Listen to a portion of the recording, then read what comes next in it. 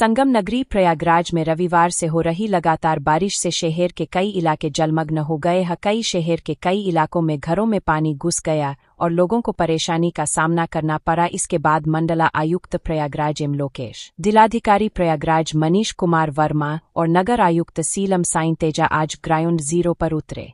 मंडला आयुक्त, जिलाधिकारी और नगर आयुक्त ने मातहत अधिकारियों के साथ जल भराव वाले क्षेत्रों का दौरा कर हालातों का जायजा लिया।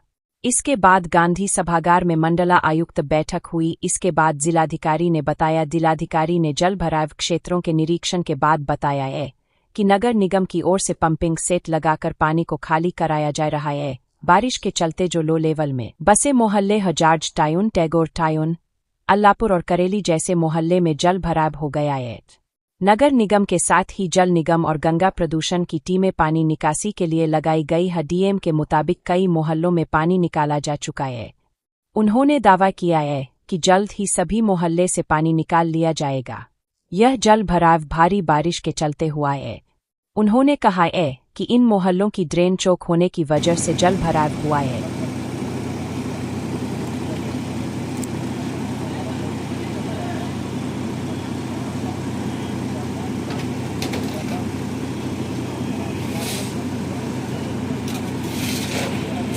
बारिश हो रही है, कई ऐसे इलाके हैं जो जलमग्न हो गए हैं।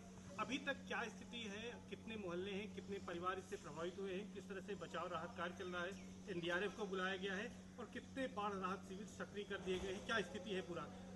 देखिए, एक तो लगातार बारिश हो रही है पिछले कई दिनों से, तो इसमें जो हमारे नगर निगम क्षेत्र के कुछ मोहल्ले हैं, खासकर जॉर्ज टाउन हो गया, टैगोर टाउन हो गया, अल्लापुर हो गया, ऐसे कुछ मोहल्ले जो बहुत ही लो लाइंग एरिया में बसे हुए हैं, वहाँ पे जल जमाव की स्थिति उत्पन्न हो गई है, जिसमें पूरी नगर निगम की टीम और जल निगम की टीम, गंगा पॉल्यूशन बोर्ड, ये सारे जो संबंधित विभाग कार्य कर रहे हैं, सब लोग लगे हैं। बहुत सारे मोहल्लों से पानी निकाला जा चुका है।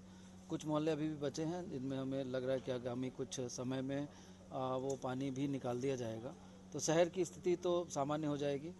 ये जल जमाव, वाटर लॉगिंग जो है वो हेवी रेन के कारण है, और कहीं ना कहीं इसमें आगे अभी हम लोग स्टडी करा रहे हैं कि ये जो मेन ड्रेन से कनेक्ट होती है इन मोहल्लों की ड्रेन्स, वो कहीं पे चोक हो गई है, कुछ फंसा हुआ है, उसको क्लियर करते ही स्थिति सुधर जाएगी। जहाँ तक बाढ़ की बात है, तो बाढ़ की स्थिति अभी हमारे गंगा और यमुना नदी में अभी बाढ़ का पानी जो हमारा खतरे का निशान है उससे अभी नीचे बह रहा है, और अभी बाढ़ की स्थिति गंगा और यमुना नदी में नहीं है। जो शहरी इलाके सामान्य रूप से हर साल प्रभावित होते हैं, जैसे राजापुर है, छोटा बगाड़ा है, बड़ा बगाड़ा है, और इस तरह के अल्लापुर वाले जो एरियाज़ हैं वो हर साल प्रभावित होते हैं, लेकिन अभी उन मोहल्लों में पानी नहीं आया है। आगे आने वाले समय में जिस गति से पानी बढ़ रहा है गंगा नदी में भी और यमुना नदी में भी, हम लोग उम्मीद कर रहे हैं कि अगले कुछ समय में, कुछ दिनों में इन मोहल्लों में पानी आ सकता है। तो उसके लिए अलर्ट जारी कर दिया गया है। लगातार एसडीआरएफ और एनडीआरएफ की टीमें विजिट भी कर रही हैं, और बाढ़ चौकियां हम लोगों ने चिन्हित कर ली है जहां पे हम लोग लोगों को शिफ्ट करेंगे और सारी व्यवस्थाएं सुनिश्चित कराएंगे। कुरांव तहसील में बेलन नदी में 2 दिन से पानी लगातार बढ़ रहा है। अब हालांकि स्थिर हो गया है, और सिंचाई विभाग ने ये बताया है कि पानी कम होगा, अगले 2 दिनों में पानी कम भी हो जाएगा। तो बेलन नदी में पानी बढ़ने के कारण कुरांव के कुछ गांव प्रभावित हुए थे, जहां से आबादी कुछ जिनका रास्ता कट गया था उनको हम लोगों ने सुरक्षित बाढ़ चौकियों में हमारे जो बने हैं वहाँ पे शिफ्ट करा दिया है, और वहाँ पे उनके खाने पीने की बाकी व्यवस्थाएं सुनिश्चित की जा रही हैं।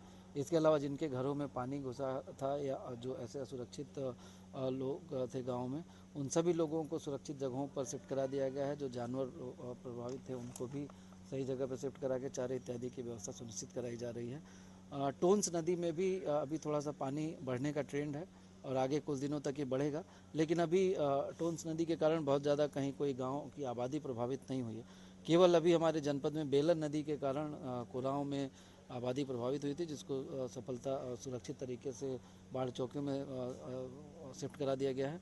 जो शहर की बात थी वो केवल वाटर लॉगिंग की प्रॉब्लम है, जो लगातार बारिश होने की वजह से बनी हुई है, और वो भी हमें लगता है कि अगले कुछ समय में स्थिति नियंत्रण में आ जाएगी। हर बार आपके कार्यालय में एक कंट्रोल रूम